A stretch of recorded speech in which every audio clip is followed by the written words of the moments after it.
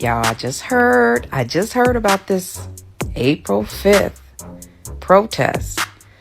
It's been a while since I've been on TikTok. I just been scrolling and you know that algorithm. But anyways, I keep seeing this April 5th protest. So I had to do my little research. And it appears to me that it's a bunch of and it ain't got nothing to do with me. So, for all you black folks, all you good black folks, I suggest you stay home too. Because this is not our fight. It ain't got nothing to do with us. It's a bunch of shenanigans going on. And I choose not to participate this time. I've done the Black Lives Matter. I was played thin, but not this time. Not this time.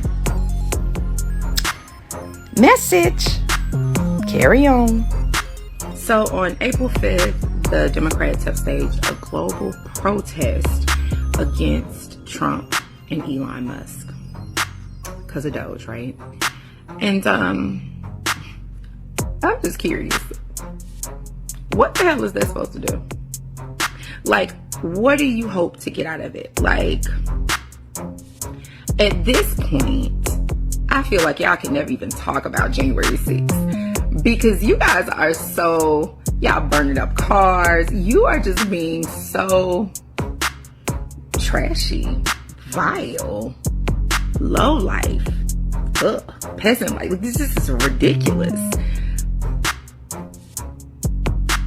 The very thing you should be against, you say you're against, you are like, what is happening? What do you think is going to happen with this protest? What do you think you're going to get? Because it's not going to be what you think. What's going on now? I'm scrolling through TikTok trying to get a little hee-hee-ha-ha on, relax myself, and all I see is, don't you go outside on April 5th if you black. They trying to trick us. It's a race war. It's a march. They want everybody. The world is about to stick together. Since when did the world stick together? That's a scam. And now they tell us when TikTok is getting banned on the same day as the connection of people to the march.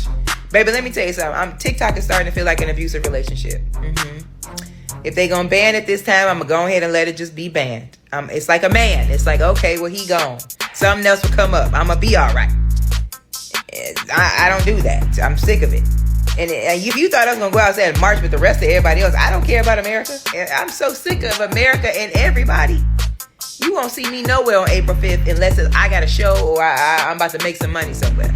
If not, I'm going to be right here. If you are a person of color, I highly recommend that you do not involve yourself with these April 5th protests. They know exactly what they're doing, and this is primarily a message for anybody involving yourself with these April 5th protests. They want a rise out of you. When you look at some of the individuals that have been organizing these protests, right? And this is not to defer away from the message being heard, okay? But you need to hear me out. During the BLM movement, there was a lot of PSYOP activity happening. And so many were unaware of the divide of which they were intending to create. This country is once again in the position of which people of color, and this time I mean all people of color, are being targeted while so much goes on behind closed doors. Think about the Epstein files right now, right? Where are they at? Think about what's going on in Yemen and Gaza right now, right? Your attention is once again going to be deferred away from the corruption that exists around the world. They want your eyes on something else, people. It's called psychological warfare. Before you question anything I'm trying to tell you right now, I want you to think about one thing. We as the people do not have to organize any protest. We can literally just make it happen at any given moment. That in itself should make you question everything, but it doesn't. Look at what they're doing to all these individuals that were involved in these protests over the last year. With invoking the Alien Enemies Act of 1798, these individuals can legally be moved wherever you know who pleases. And when I say you know who, well, let me just give you a hint. It rhymes with who. They thrive on that, especially right now, because people are starting to wake the so just be cautious of where you are on that day if you are actually going to protest, okay? Be aware of your surroundings at all times. And bring milk. If you know, you know. On April 5th, there's supposed to be some peaceful protests all across the nation. And it is time for white people to stand up and speak out. Especially if you're a white, straight male. It is our time to stand up for the people who have been oppressed and marginalized by this country. I really want us to think about this. Anytime that there's a fight for basic human rights in this country, it's always led by marginalized groups. Whether it's the black community, whether it's women, whether it's the LGBTQIA plus community. When are white men going to stand up for basic human rights in this country? When are white men going to start calling out other white men who love to exploit people in this country? So if you're not already in the game, get in the game, lace up your boots. Black people need some rest and reparations. It's time for us to fight. These white men who are in power, all they do is exploit the red pill masculinity bullcrap. They know their audience. They know they're not very smart. They know they're poorly educated. They know they have that pound on my chest, I'm a tough guy type of mentality, but don't have a whole lot to think with. They know that the people who follow them buy into the get-rich scheme type of things. They buy into the self-help type of BS in hopes that one day they can exploit other people. But it is time for us to stand up and fight. Get loud. Use your privilege for good. We have an administration that talks about meritocracy while their DUI hire is putting national secrets in a Signal group chat. And when you elect a circus, expect to put a tent over the show. So did y'all hear about April 5th? On April 5th, there's to be a national protest that's, led by a company, a progressive movement company by the name of Indivisible. And the protest is for Trump and Elon Musk. Black people, listen. That has nothing to do with us at all. If you get on Google and you Google Civil War in 2025, look at the data that all of these major companies have collected in regards of talking to the people and saying, do you believe there'll be a civil war and what is the likelihood of you being involved? These people want to go to war with each other. That has nothing to do with us. Stay out the way. Do something that'll help you be more progressive in your community. That can make you more self-sufficient. That can have you in a better position if things in this country are to hit the fan, which they are. Right. I heard that's going to be a big protest on April the 5th. Don't go down to that march. Stay home. Continue to protest like you've been doing with your dollars and your cents. Because if you go down there to that march, it's going to turn ugly on their part. It's called martial law. And I'll leave you with this. 1 million people are going to march in the United States on April 5th. 1 million people. Sit your black down. Alright, so I've been hearing that we supposed to be having some protests going on April 5th. And I'm here to just only speak to the black people and the black people only. So if you ain't black, go ahead and exit this TikTok because it is not for you. Mind your business. And I'm going to say it again for the people in the back that ain't hear me clearly. Mind your business. Because when we was doing that Black Lives Matter, ain't nobody was hopping out no windows to defend us. Ain't nobody was sitting there hopping out of windows to sit there and run down and bail you out. So move like Jagger and mind your business just like they did. That is not our place. We don't need to step into this. They got it. They good. But don't tell me they about to eat Elon Musk and Trump up though. They really about to eat them up. Because you thought you was about to come in there, do whatever, and everybody was going to be hush hush. No, they're coming, and they coming with that vengeance. And not only that, but I've been hearing that Elon Musk going broke. Now, until I see what a typical person goes do broke, don't tell me this man is fully broke. Because his broke ain't our broke. That's rich broke. That ain't typical person broke. That ain't middle class broke. So until I see he's fully going do broke, don't talk to me. But you definitely set yourself up for that. You should know anything that Trump touch Trump, go near Trump, Trump breathe on it, it's not going well. It's not going to go well. You just set yourself up to go into poverty because that man only cares about him, himself, and that is all.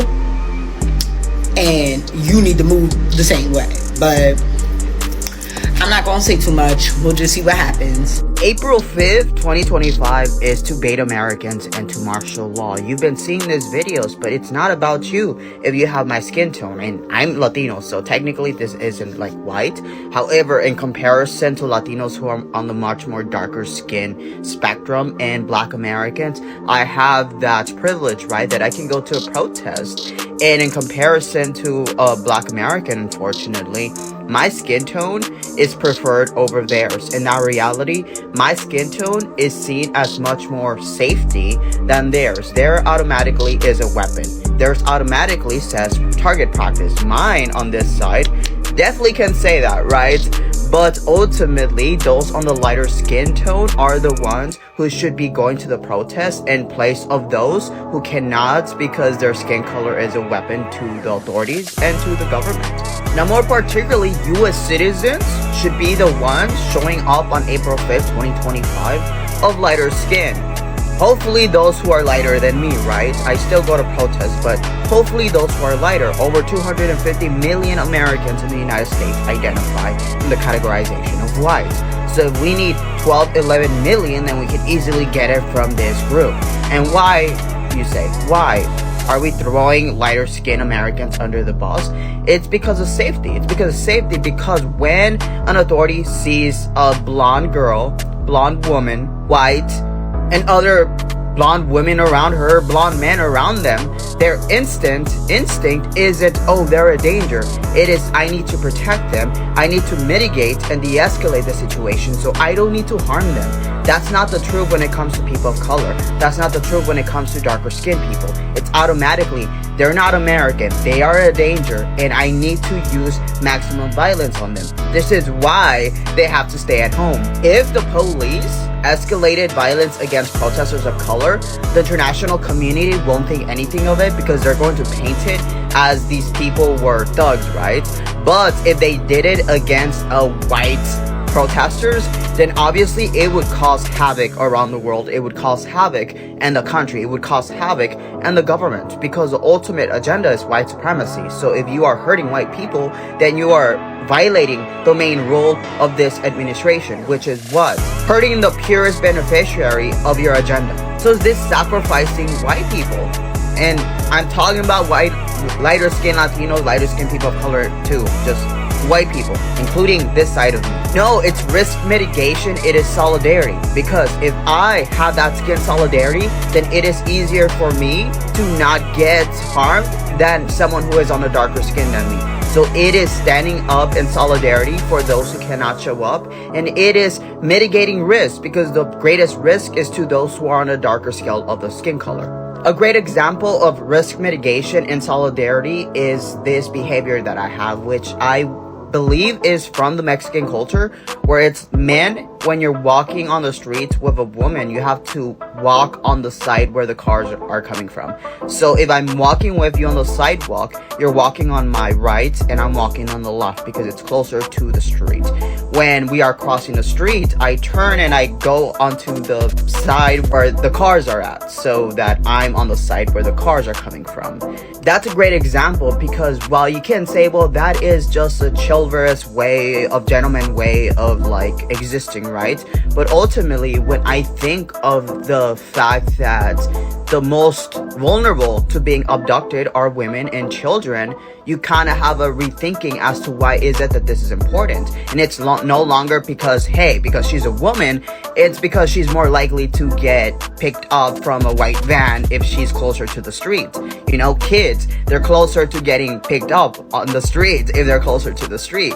So it's about protecting, it's about defending, it's about caring for people who you know are vulnerable to being harmed.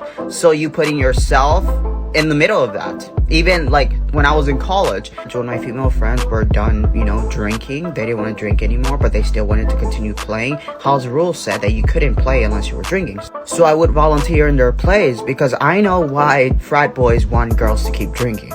So I'm like, no, she's not gonna keep drinking. She can play if she wants because I'm gonna drink for her. And these are scenarios where you don't require to put yourself at risk, but you stand in solidarity to mitigate risk for people you care about. You don't have to know all Black Americans. You don't have to know all dark-skinned Americans. What you have to know is that them existing within a protest is a green light for target practice.